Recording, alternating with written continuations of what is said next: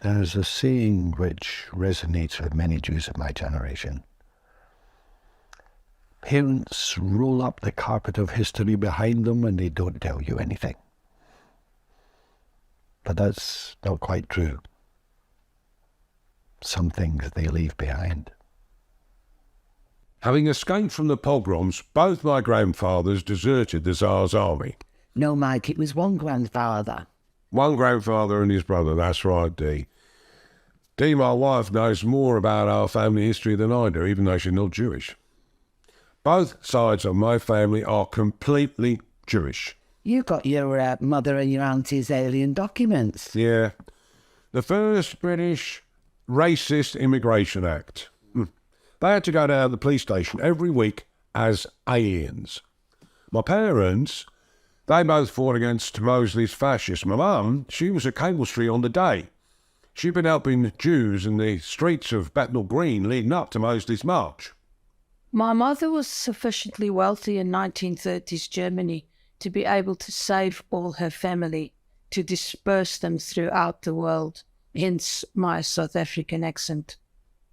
She brought them out, some to South Africa, some to Rhodesia, as it then was, one or two to Palestine, as it then was. My paternal grandfather was minister of a synagogue, and my maternal grandfather was president of his synagogue. My father was Jewish. My mother was of mixed Greek and Russian origin. My mother has childhood memories of her parents sheltering a lone Armenian woman in Istanbul during the Armenian genocide. My father's parents were born in Germany, German Jews.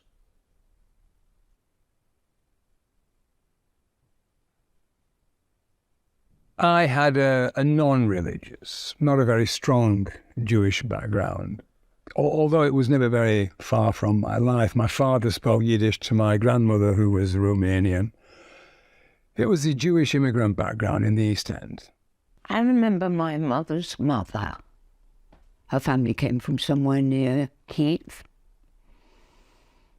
telling me how she could just remember sleigh bells in the snow. And she remembered all the efforts they made to bring financially useful stuff.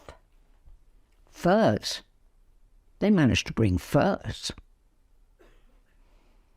My dad's parents lived in Wentworth Street off Brick Lane, very poor. Kept chickens on the ground floor, no shoes, that sort of poor. My mum's parents were from Bethnal Green. Now, some Jewish families, they became middle class, small professional people, academics, whatever. We stayed working class. It's my mother's side that's Jewish. Her great-grandparents came over in the 1890s from Poland. My great-great-grandfather became what was called a Scotch draper, a peddler. He used to tramp the villages of North Wales from Liverpool hawking shoelaces and matchboxes. And then the family stayed in Manchester for at least a generation. It was a long time ago. On my father's side, we go back to the 1840s, really quite established. And my father was a communist, an Ashkenazi Jew, whose family left Russia and went to New York before the revolution. And my mother is a descendant of the Caribbean Sephardi Jews. We white Ashkenazi Jews can hide our Jewishness more easily when the need arises. Not so easy for the Sephardi Jews. And the history of black Jews is complicated. Tracing it is even more complicated when you're from a population that's been enslaved, where women were raped and mated like farmyard animals. But what I do know about Sephardi antecedents is that they were part of a huge wave of Jews that left Spain and Portugal because of pogroms. Many went to the Caribbean. So I can literally trace my Jewish ancestry from the formation of the colonial Caribbean. And in Jamaica, no one questions I'm Jewish. But in this country, they don't see the Jew. They see my blackness.